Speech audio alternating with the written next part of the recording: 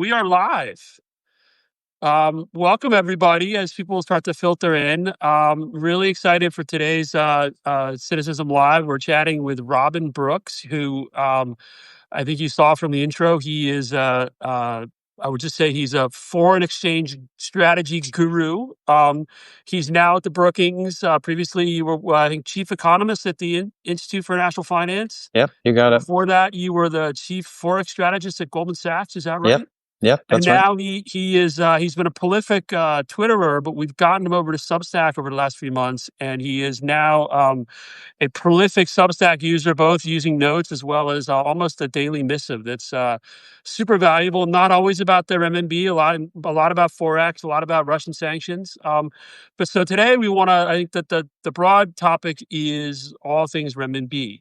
And so I welcome everybody. I encourage you to sign up to Robin Substack. But first, I just want to ask Robin to just give a quick intro about his background, a little more than I did, and then we'll dive into it.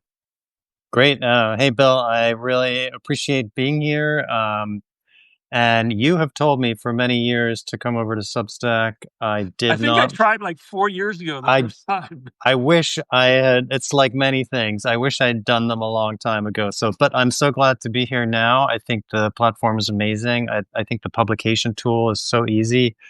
It's actually really great. And my Substack is on all things macro. Those people who know my Twitter feed know that I have a background in macro. I do anything from debt to currencies to emerging markets. My past job was basically on emerging markets and capital flows. And as part of that, I worked a lot on the RMB in China. But the Substack is basically a slightly longer daily version of that, and I really love doing it. And the feedback and the exchange with people on Substack has been great. So I was at Goldman in 2015 on August 11th. In 2015, I was on summer vacation in Jackson Hole, Wyoming, and China devalued the RMB. Within about 20 seconds, my summer vacation went completely out the window. I had the head of the Goldman trading desk on the phone to ask about what was going on and what the trading implications of this would be. And Bill, just to tell you about why any kind of devaluation of China is so seismic, it's because China is basically an FX peg to the dollar. It's tightly managed. So any kind of volatility is basically radioactive for markets and has huge implications. Well, we want to get into that. I will just say that your August story. So my own August story was we had just sold our residence in Beijing, and we were in the process of getting a fairly large amount of money converted from renminbi to US dollars to transfer out to the US. And because we had bought a new property in 2005, it was, you could get your money out pretty easily as long as I had all the paperwork. And the banker we were working with just kept telling us to hurry up because something was going to happen. And so we were able to convert the money like 4 days before the devaluation. But it was pretty interesting because the bank's like, yeah, something seems like it's up. You might want to move faster. We're like, we're going as fast as we can. Amazing. And that was, I think it went from like 6.1 or so to like 6.3, if I remember correctly. I mean, in the scheme, it wasn't huge, but it was a big deal. And then they torched the Chinese side. They torched a couple $100 billion in reserves, right, trying to protect it because once they devalue, people assumed it had to go further, right? Totally. So first of all, congrats on your real estate transaction. A decade ago, it was back then. It was shooting fish in a barrel. So the devaluation was only 2 or 3%. That's nothing for global FX markets. No one bats an eyelid at that. But for China, they do because China's currency is so tightly managed. Yeah. And I think that is really, really relevant for today. I'll come back to that in a second. But as you said, the RMB was devalued back then. It basically caused panic domestically because people were worried about losing their savings, right? Right. You have Instead of, all is it really only going to be 2 to 3%, or is this sort exactly. of the beginning? Is this the beginning of the end? And the Chinese at the time, as you said, used a, used up 1 trillion in their foreign exchange reserves. So they Was it? had It was actually a trillion. it was so they went from 4 trillion down to three I trillion. thought it was only a couple 100 billion. And what's so interesting about that episode is basically they were leaning against the wind, right? They were constantly trying to manage this depreciation, this fall, and it had the counterproductive effect of giving people an exit window to front run the PBOC and get their money out into dollars. It gave people time to convert into dollars. And that's really relevant for today when I was meeting with Chinese technocrats and officials this time last summer. Obviously, the one topic was the election, the US Hmm. election. Would Trump win? And when I talk to people in sort of the technocratic circles, not the political circles, I'll defer to the politics on you. Um, Basically, the unanimous consensus was okay, if the US really does tariffs, if they really do big tariffs, we need to deval because that is a negative shock to our country. And in the first Trump term, that trade, those tariffs, they devalued what? Like, was it like 15% or not, or less than 15%? Right? It was about 10% against 10%. the Yeah. dollar, and it was basically a one-for-one offset to the tariffs that were imposed. If you go back to 2018, the U.S. put a 25% tariff on half of all imports from China. Right. So the tariff rate on average went up about half that, so 12.5%. And the yuan around that time fell basically that amount. So we have one data point where China devalued in response to US tariffs. And so the big surprise is that it hasn't now. And there's a variety of arguments, but one argument is going back to 2015, there could be capital flight because Chinese domestics will front run the devaluation. Mhm. And so the pushback that I got last summer from Chinese technocrats was, well, our own population can only front run the devaluation if the devaluation is slow. If we do a big step adjustment, say the US does 20% tariff, we deval by 10%, there isn't going to be much front running because basically the devaluation has happened. And so the interesting thing is that this circle of people has clearly been overruled, right? And so the Because the question, renminbi has actually been appreciating since April 2nd, right? it's up, Against the dollar, not only it's against the dollar. exactly. So you can think of basically the RMB. There's a small wrinkle to this, which you and I should really talk about because it's super Please. relevant, super relevant. But basically, you can think of the RMB as flat against the dollar. Okay. So What's the wrinkle? the wrinkle is, remember April 2nd, the US announced reciprocal tariffs on many countries, not just Mhm. China. And it was after April 2nd that the RMB started to devalue just a tiny little bit. And we're talking about, you and I were laughing earlier about how 2% is a small deval for global FX markets. So 0.2% is tiny, but it caused global markets to freak out because markets were rationally expecting, well, this is the beginning of what's going to be a much bigger devaluation. And it basically caused turmoil in global markets, most importantly in the US Treasury market. You'll remember that Trump was tweeting about bond yields, everything is And then they got okay, yippy. don't worry. People were getting yippy, right? So Exactly. so you're saying that the proximate cause of the yippiness was actually the small renminbi devaluation? It wasn't Yes. like some Japanese fund basis trade blowing up? Or was No. that basis trade blow up caused by the RMB Yeah, devaluation?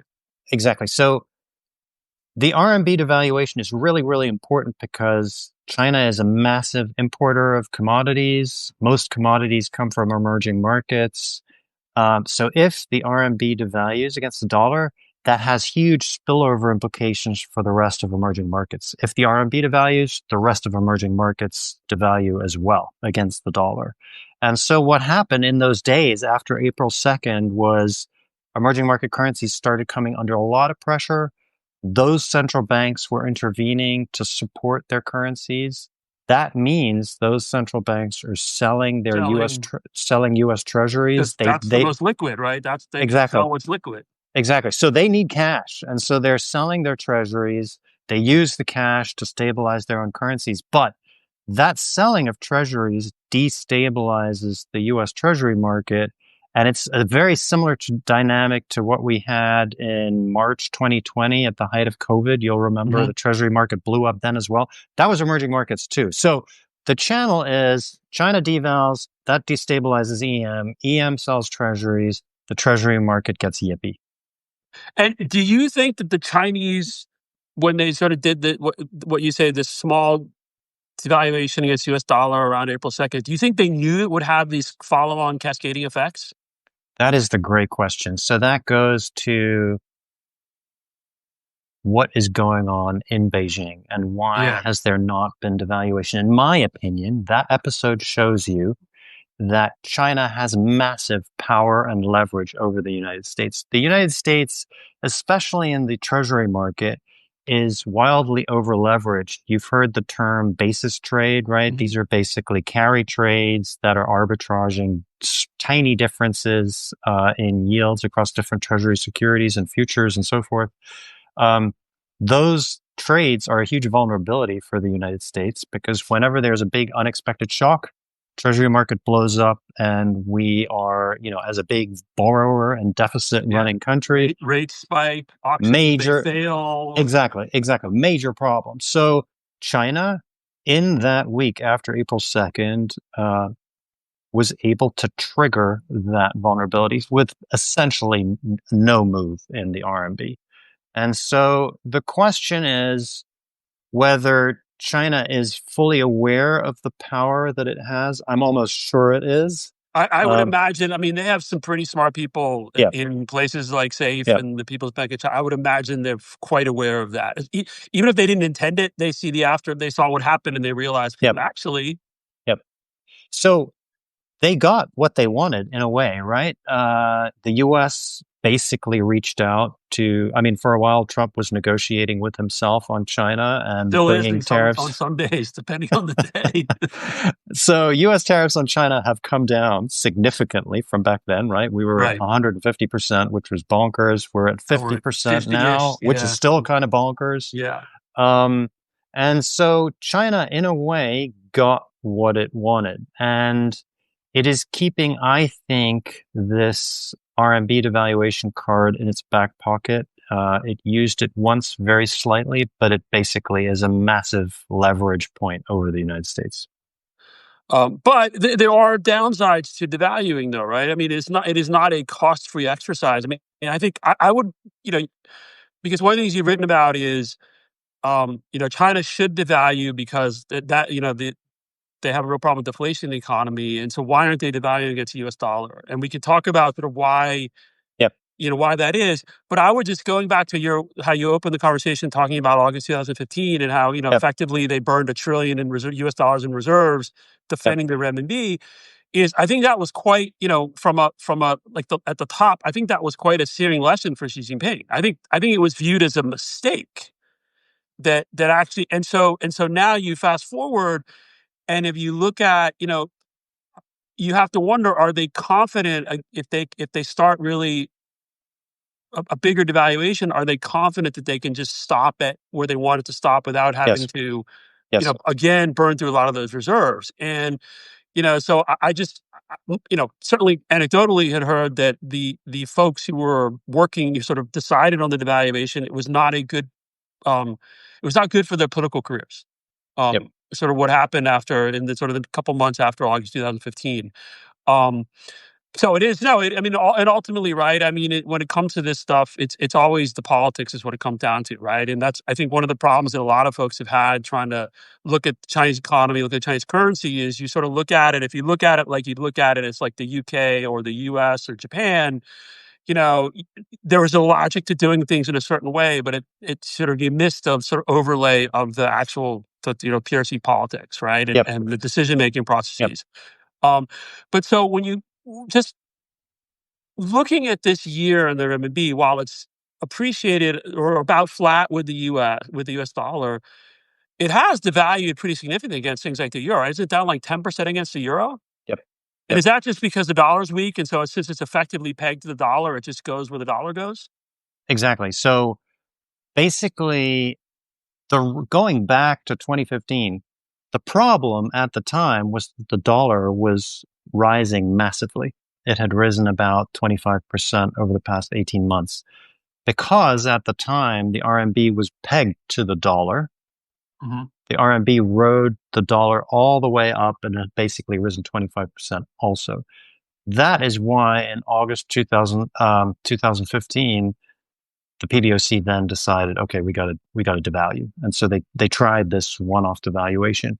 Right now, we're in a little bit of a reverse situation, which helps China, which is good for China, which is that the dollar has been falling because of erratic policy making in the United States, and so once again, the RMB is pegged to the dollar and has been riding the dollar down.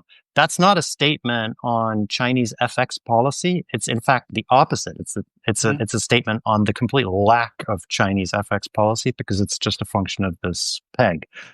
Is this something that solves the basic challenge that China faces at the moment? No.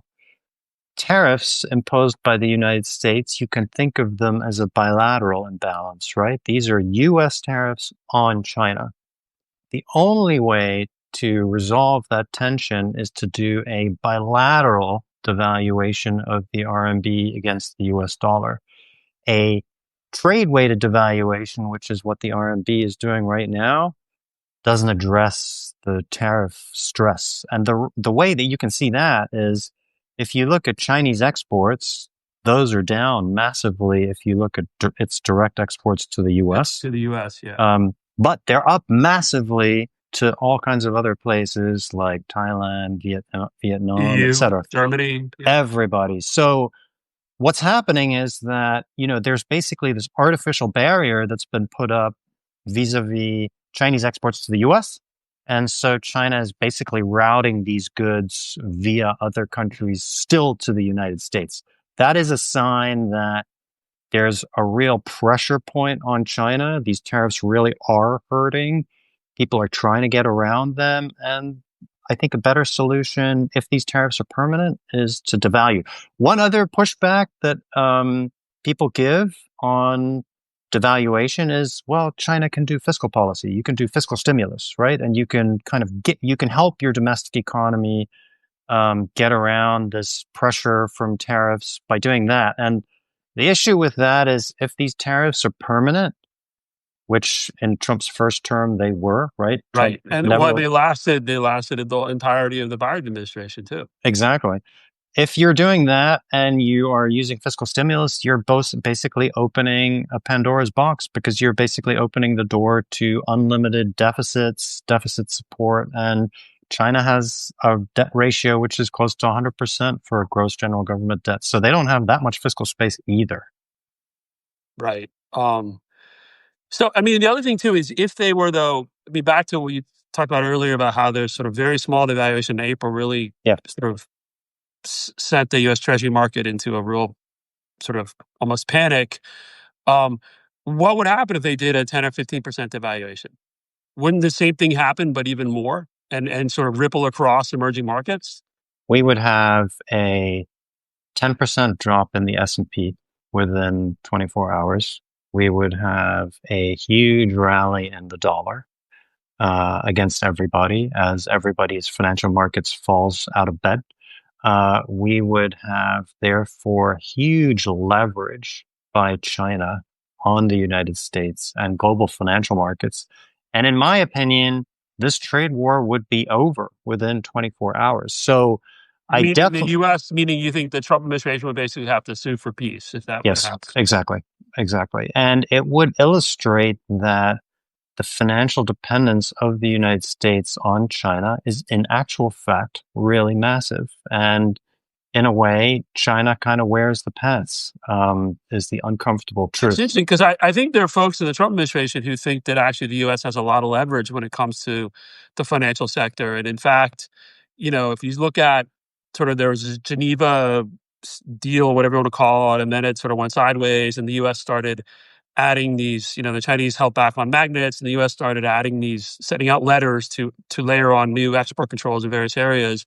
um, there was talk of finance related, going after some banks in Hong Kong, for example, or going after some of the big Chinese banks, because the belief is the U.S. has massive leverage over the PRC financial system. And if the U.S. were to sanction, because U.S. has never actually sanctioned a meaningful Chinese financial institution, because, Mnuchin, there was talk in the first Trump administration, and Mnuchin walked it back because I think there was a concern that it would be too damaging. Yep. My point is, I think there's this perception that actually the U.S. has the leverage. You're saying that these policymakers have it wrong. Actually, the leverage is on the Chinese side. Is that what you're saying? Totally. Yeah. The leverage is on the Chinese side. It is true, Bill, that Or is it mutually assured destruction? Is that possible? for sure, right? Let me elaborate on this point just for a second. So you mentioned sanctioning a Chinese bank, for Hmm. example. So we have a case study on how that works because we just sanctioned, after Russia's invasion of Right. Ukraine, a And the bunch of Chinese have the case study too. They have the yeah. playbook. So here's the thing. Um, Sanctioning, say, Sberbank or some other Russian bank, it did nothing to Russia. Why? Because Russia just routed payments for its exports through non-sanctioned banks, the most obvious one being Gazprom Bank. And so Putin's access to the dollar and to capital flows and to payments never changed. So unless we would have been willing to sanction all Russian banks, so shut down the financial system completely, we essentially were really just kind of rearranging the deck chairs on the Titanic. It didn't do very much. So for China, the lesson is if we sanction individual financial institutions, we can tell ourselves it's a big deal, but the Russian example just taught us it really isn't. And so of course, there's an element of mutually assured destruction, and I think a 10 or 15% devaluation would be a super big deal. I mean, global financial markets would really take a hit. But I think in the first 48 hours after the devaluation, China would wear the peds. That's my view. Interesting. I mean, so one of the things that was sort of, there was chatter going around after the sort of the Geneva, sort of the post Hmm. Geneva breakdown, was sanctions that would effectively close the dollar window in Hong Kong. Hmm. And how Hmm. that would work, I'm not sure, but the thinking was that would be massively punitive and damaging to the PRC financial system. Do you have any thoughts on that? I really don't think so. I mean, the Chinese financial system is massively complex, right? You have a ton of financial institutions that are involved in dollar transactions. And the key thing is, like Russia, China is a huge exporter to the rest of the world. So it exports much more than it imports. So for Russia, that means Russia constantly has access to dollars because there's constantly a flow of payments for these goods that it's exporting. And in Russia's case, it's oil. Primarily oil, right? In China, it's actually manufactured goods, but the basic dynamics are the same, which is China is getting paid for stuff that it's exporting. And so that's a constant dollar inflow. That is the lesson. So when we sanction, say, certain institutions in Hong Kong, maybe we close that dollar window. It doesn't change the fact that China will be getting paid for the goods that it's exporting.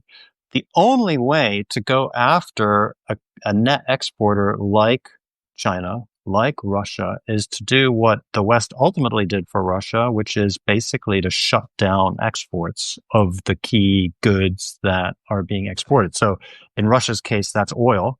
And in China's case, that's way more difficult It's not because it's not feasible, and even if exactly, the U.S. wanted to do it, very few, if any, other countries would go along. exactly, It's not. exactly. China exports a ton of stuff. It's massively diversified. It's massively integrated into the global economy. So to do something like the G7 oil price cap, which we did on Russia, which is the right idea conceptually, it's just impossible for China. So again, that goes to my view that China in this negotiation with the United States actually kind of has the upper hand. And I mean, you tell me, but when I look at how things have played out this year, China has almost kind of sat back and has been very quiet. I mean, they have retaliated on a number of dimensions, but the retaliation has been relatively constrained. And they've basically let the US flop around on its positions and just waited Trump out. And I think that is the right strategy. And it is, to me, a symptom of they know they have the upper hand. They're Well, actually in a good position. I think they've also, you know, they were prepared in a lot of ways. You know, they learned a lot from Trump one, and they built. Um, there's been talk on the Chinese side of one of their biggest vulnerabilities was the risk of the U.S. waging financial war on China. Right, understanding all these vulnerabilities, and I don't think I still think we're the mutual vulnerabilities are pretty high, and so we Yeah, could both do. The U.S. could do a lot of pain, a lot of damage to China. China could do a lot of damage to the U.S. Right, in yep, some ways, it is sort of more of a mutually assured damage, if not destruction, yep, scenario. But I think one of the things, to your point, is I think that especially in the U.S. side and in D.C., I think there has been a pretty significant underestimation of yep, the tools and the leverage that the PRC side has. And so when yep, you look at your point, I think what we've seen since Trump came into office this time and raised tariffs is the Chinese have sort of shown they haven't just said, oh, we're going to slap reciprocal tariffs, because obviously they can't, right? Because they um they need to do sort of a portfolio of things, and they've done that with some sanctions, some entity listings, some export controls, and the biggest, of course, being the critical minerals, rare earths export controls, of which they really have massive leverage over the U.S. for the foreseeable future. On the renminbi, again, I think you're right, because a lot of people said, well, the norm, that sort of the expected response would be some sort of devaluation, because that's what they did in sort of in the yep, 2018, 2019 period. But it may, again, they showed what they could do potentially. I think that's what you're saying, is they sort of showed a little bit of the sword, right? They kind of pulled it out a little bit and said, "This is what we can do," and then then sort of okay, and now we're back to where we are, which is some sort of a holding pattern, so to speak. yeah. Um, but Let me ask you a question. okay, Uh, So we have three episodes basically. The first is 2015, 2016, China devalued. The second episode is 2018, 2019, China devalued. Mhm. Um, then we have the current episode, China's not devaluing. To what extent do you think this is about consolidation of power around Xi in Beijing? Like the technocrats who had a say back then clearly have less of a say now. So I do think that the 2015 episode where they burned so much of their reserves was quite searing. Um, I also think, though, I will guess that there part of it is um, you know, China's positioning of itself as the responsible power here, right? They're the upholder of the multilateral trading system. They're the upholder of global trading rules. They are the responsible actor. It is sort of their positioning against the Trump administration. And I mean, a lot of depending on the day, it sells itself, right? Depending on what's Right, going on, at right, least in a lot of countries. And I think that there may very well be a view that if they were to engage in a significant devaluation, that would be too destabilizing. Yes, it would cause damage to the U.S. Obviously, we've talked about how there's sort of mutual vulnerabilities, but that it would cause ripple effects across emerging markets that would then, and especially, China talks about being the sort of they're of the global South. They're effectively the leader of the global South. They're giving the global South a greater voice in global governance. A pretty significant renminbi devaluation, I think, would be quite damaging throughout the global South, and so yeah, that would blow a hole in part of what they're trying to the way they're positioning themselves globally.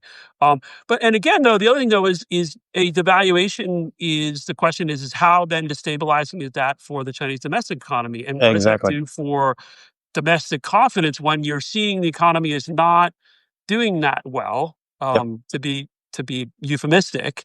And, if they devalue 10-15% against the dollar, does that send a signal of potentially panic throughout the population? Probably not, but can they be sure it would? So I think that is the other side of the coin, right? And it goes to what nerds like me, econ nerds like me, call the impossible trinity, right? You can't have independent monetary policy with an exchange rate peg, basically. What China right now needs is it needs to do something to counter this huge shock from tariffs. I mean, to think that tariffs from the US on China went from 20% to 50% in the space of less than half a year, that's insane. It's a huge shock, and it is a deflationary shock for China. The only reasonable policy response is to ease monetary policy radically. Maybe you want to do fiscal easing as well, fine.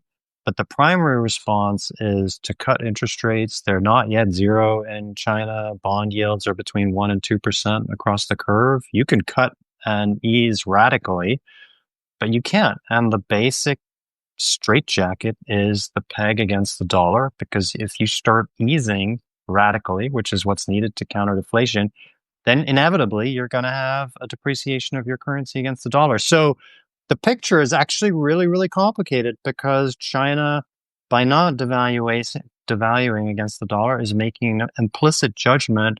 Okay, we will accept deflation. We will accept this economic hardship for now. The economic hardship is real. As I was saying, the transshipments are massive.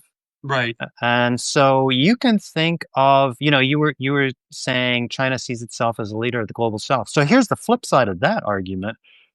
Obviously, a ton of goods that would have gone to the United States are now flooding Yeah. all over the place. All over the place. Yeah. Is that something that's necessarily positive for China vis-a-vis the global south? No. No. It's a major It's issue. they're in a really tough situation. Yeah. So I think this is at the end of the day, I sort of talked about the financial leg, which is the Achilles heel of the US. Mhm. The export growth model is the Achilles heel of China. If the US could figure out how to do a G7 oil price cap, which it did on Russia, if it could figure out something similar to slow exports from China, that is the way to hurt China, and that is China's Achilles heel. It's just because of the diversity of exports from Right. China, we haven't figured out how to do that yet. Well, I mean, honestly, if you look at the the President Trump, posting about 35% tariffs on Japan. I mean, we're just who's going to join the U.S. in this?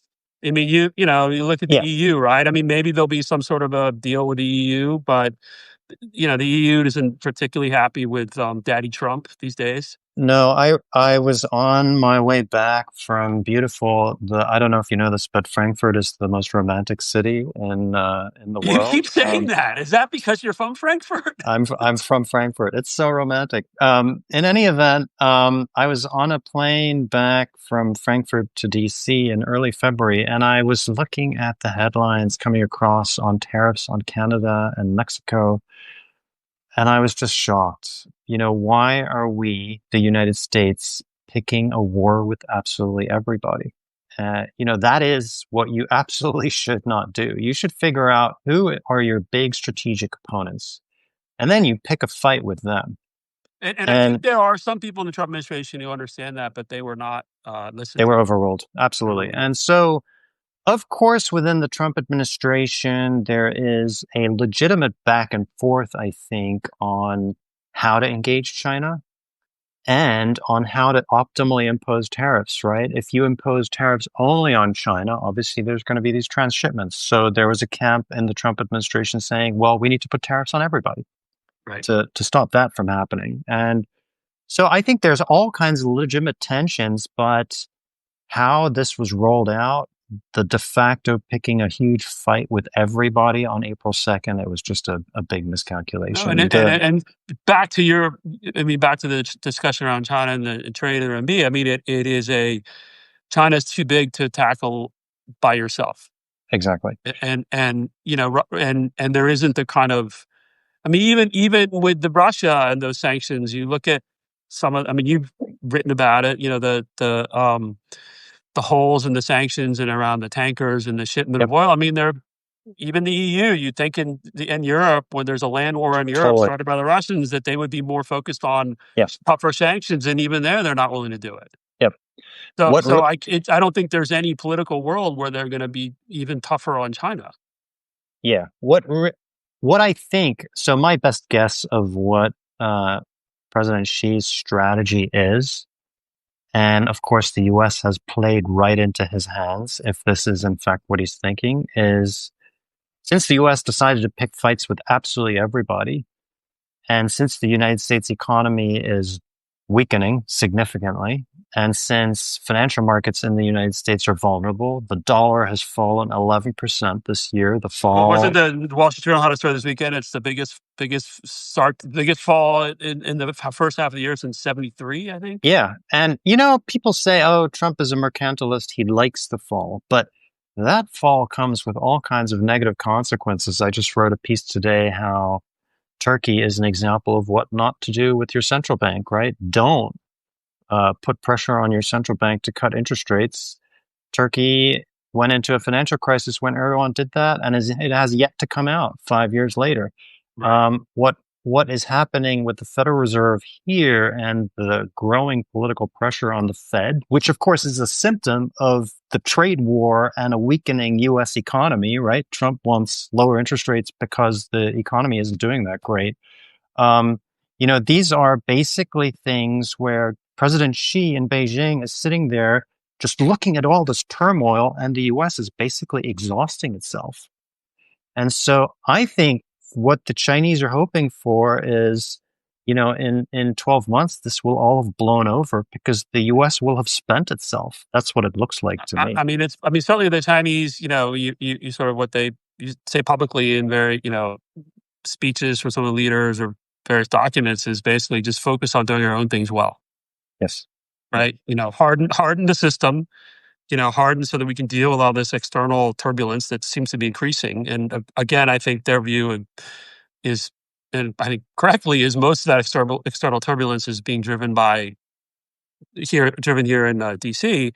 Is all they can do is do their own things well. And so that goes back to the question. So looking at the RMB, if you were the guy in Beijing who sets the RMB rate against the dollar, right? And the idea of there is no independent central bank in China, that it doesn't function the same way. Peng Gongcheng, who's the governor of the PBOC, he is not like Jerome Powell. He doesn't sort of ignore what the leadership wants him to do. But if you were the guy who could say, okay, the renminbi really should be X to dollar, where would you put it? So I would request a meeting with President Xi. And I would say, do you want this thing over tomorrow, or do you want it to drag on for the rest of the next 5 years or so? Because you can end it tomorrow. And I would say if we do a 1 or 2, 3% devaluation, nothing tomorrow, global financial markets will fall out of bed and the US negotiating position will crumble. I think this has to be a policy option that is put to President Xi. Maybe it has, but I think the advantages to doing that for China are massively outweighed by the chance of open-ended conflict on economic terms with the United States. In the end, China is a massive exporter. That's its growth model. It has to defend that. And right now, in a way, of course, it's true that China looks like the grown-up in the room, but really it's the grown-up because it's kind of taking it on the chin, right? Its growth model is being seriously challenged. The main importer of its goods is saying no mas. Well, because it's a mercantilist system, and it increasingly so, and it's hurting a lot of other countries too. Yeah, It's how exactly. many countries see it, not just the US, Yep. not just developed countries, but increasingly you see countries in the global south that are Yep. taking trade actions against what they see as So, as bad PRC export practices. so I think what I would put to President Xi is the longer you let this thing drag on, the headlines are against you, right? Because you've got all these Chinese goods that are flooding global markets now. They would have gone to the United States. They're no longer going to the United States. this is bad PR for us. This will, in the end, shift the narrative even more against us. If we can end this thing sooner rather than later, that's fundamentally in our advantage. And so, if we can do that with a simple economic measure, I mean, by God, how many years have we been hassled for managing our exchange rate? Let's step away and let it fall.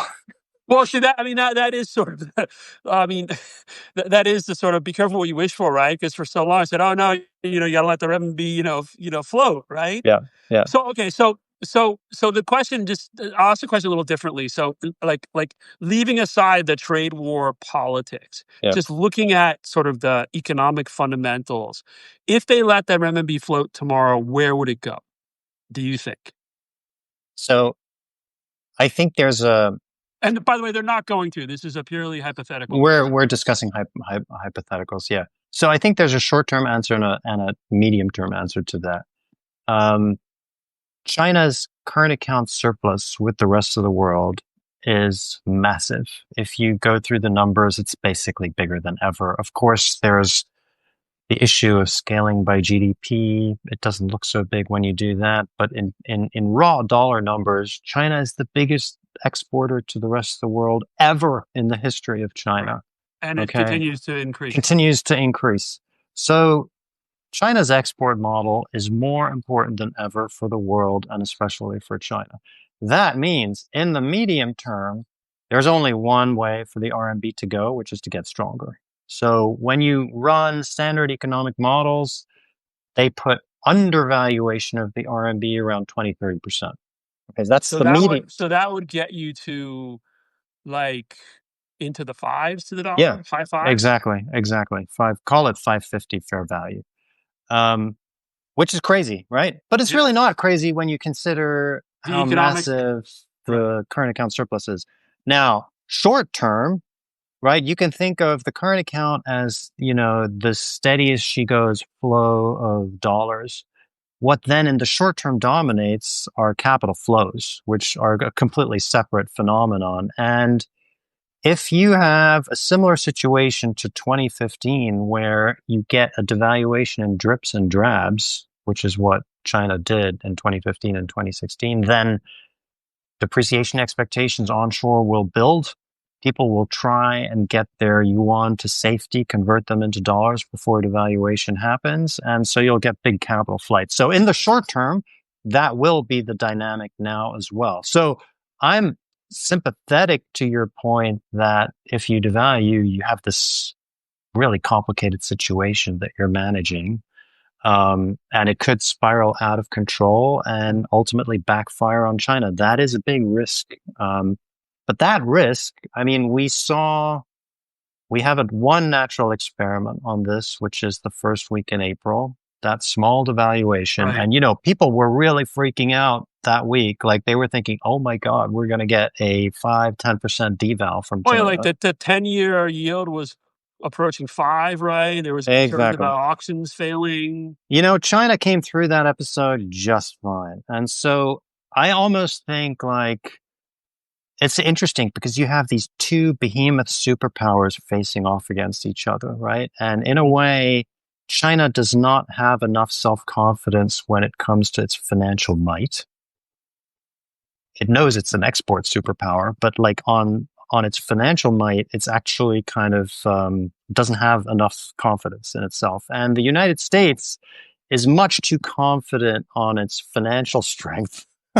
Do you And think on the Chinese side the lack of confidence may be because sort of there's a bigger debt issue than is public? I think that That is they see, I mean, they see more vulnerabilities than maybe outsiders see in their financial system? I think that is definitely possible. Yes. There's probably a lot of skeletons in the closet. You, Yeah, well, so switching gears are related, but to this question of the RMB, right? One of the things we hear a lot about is, the dollar is going to lose its status as a reserve currency, right? Especially this last year, we sort of people are losing faith in U.S. assets, U.S. dollars because of yeah. the politics here. Um, and there's talk about RMB internationalization, increasing uses of the yen in cross-border payments, the yen in cross-border payments, et cetera. Yeah. There was an interesting speech. I think it was, I'm pulling up right here. I think it was on the 18th of June at the Lujiazui Forum, this annual big financial forum in Shanghai. Lujiazui is like the sort of the financial district where the Pang Gongsheng, who's the PBOC governor, the head of the central bank, um, he didn't talk about sort of the U.S., the RMB replacing the dollar as the reserve currency. He talked about effectively the risks of, I'm quoting here, the risks of excessive reliance on a single sovereign currency and its negative impacts, and how to foster healthy competition among a few strong sovereign currencies.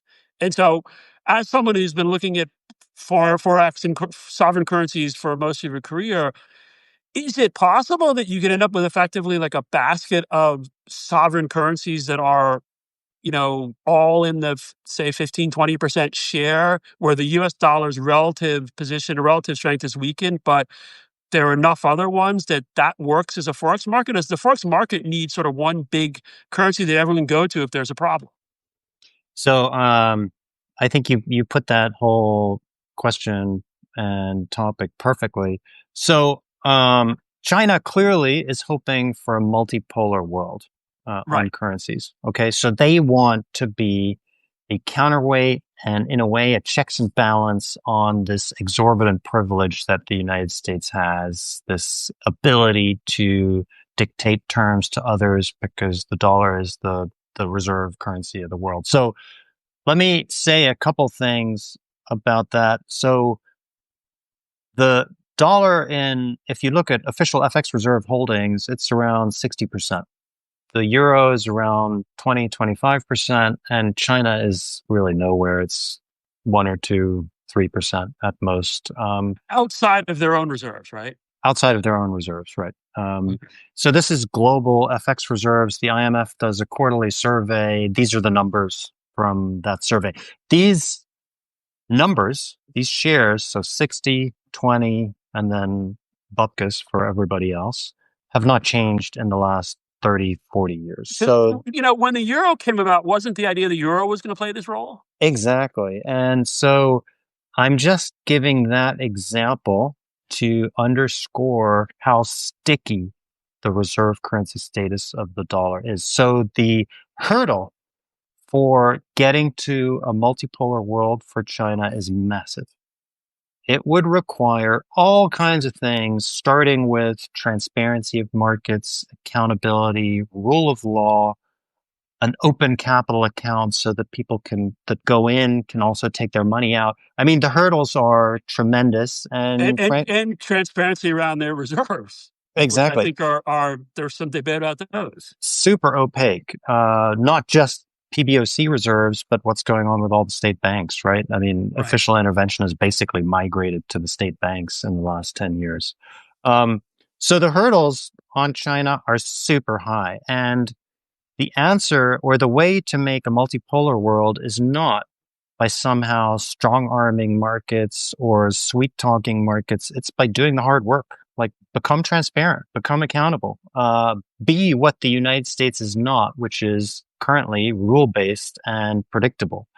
That's what you need to do. And I think China, in that respect, still falls significantly short. Maybe since we're pivoting a little bit to the bigger picture, let me also say, the dollar is down 11% so far this year. It is blistering. I just got back from Asia. The negativity on the dollar, it is insane. It is Because of the politics here, or what is because of the because, trade war? so let me break it down. So the fall in the dollar has basically happened at 2 points this year. It happened in early February when the US imposed tariffs on Canada and Mexico, and then within 12 hours took them back. And it happened in that first week in April when Trump put big tariffs on everybody and then suspended them on April 9th and April 10th. So Yes. this is not a story about markets thinking tariffs are necessarily bad. It's about the flip-flopping on policy and the perception that policy is just out of control. That's what markets are reacting to. It's not that they think the basic issues around trade aren't legitimate. I think everyone in markets at this point realizes that they are.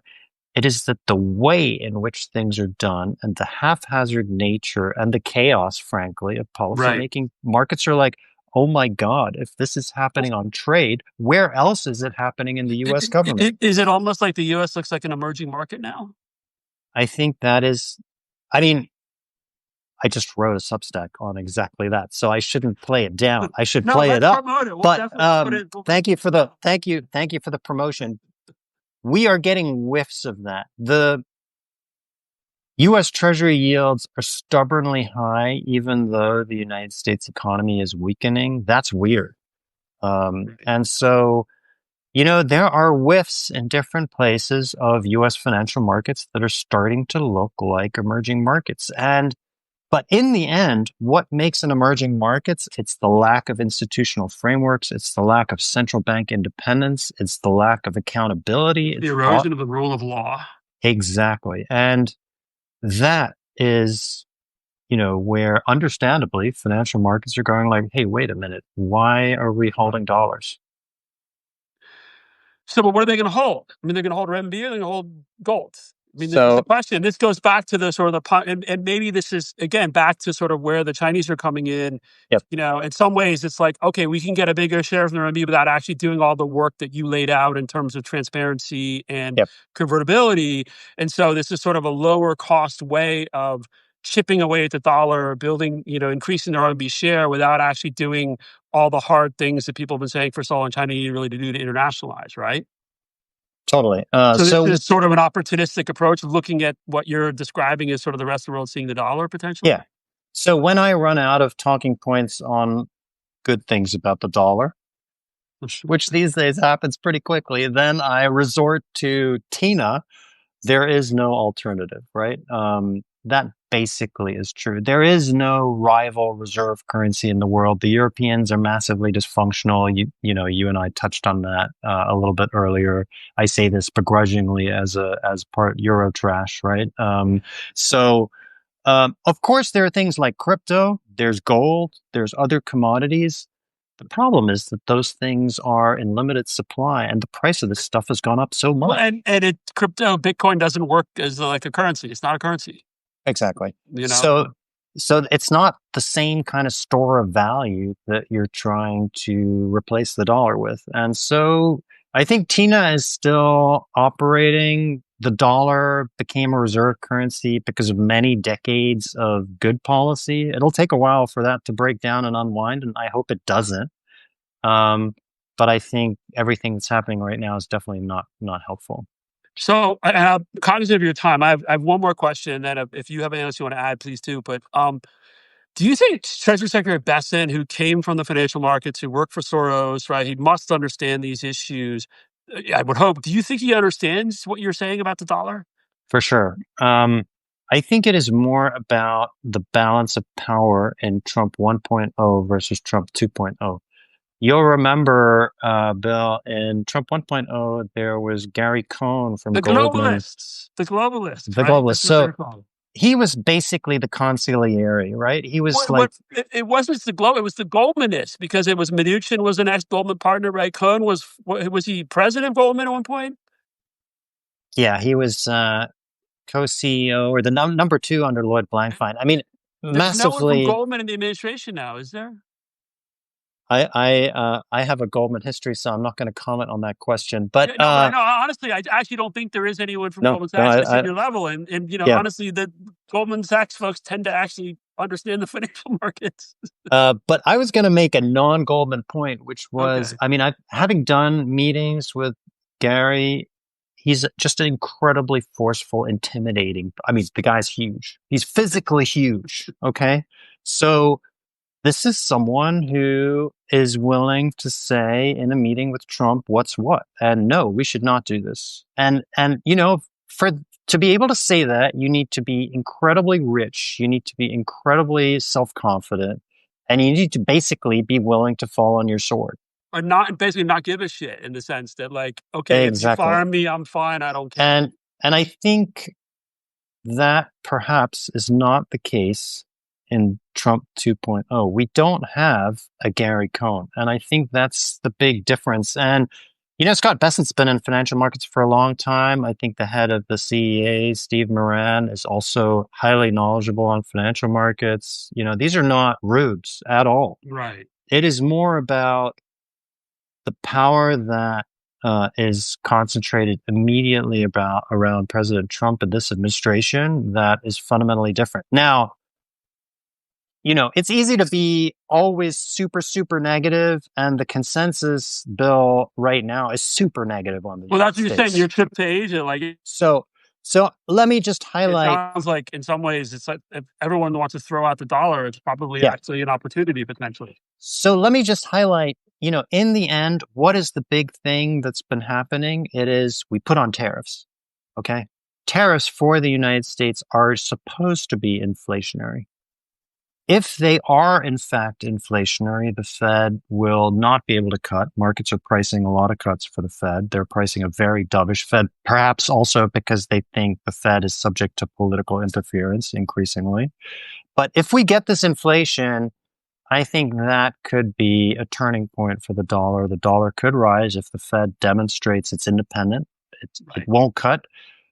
As I said, tariffs are inflationary for the United States. They're deflationary for everybody else, not just for China, for the Europeans as well, for the Japanese as well. And so, if the Fed demonstrates its independence in the second half of the year, that could actually be the catalyst in the face of inflation for the dollar to rebound.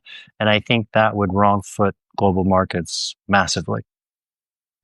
Because there's so much, probably a pretty significant short positions on the dollar. Exactly. What you're saying.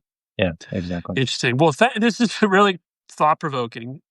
Thanks so much for having me on, anyone Bill. from the Trump administration is listening, but I think they probably get some pushback on some of the ways you sort of talked about the relative leverage. But I think it's very important to have a different perspective because I found in DC, and certainly seen it from some of the actions the Trump administration has taken in China. At one point, I think Secretary Bessent described China as playing with a pair of twos.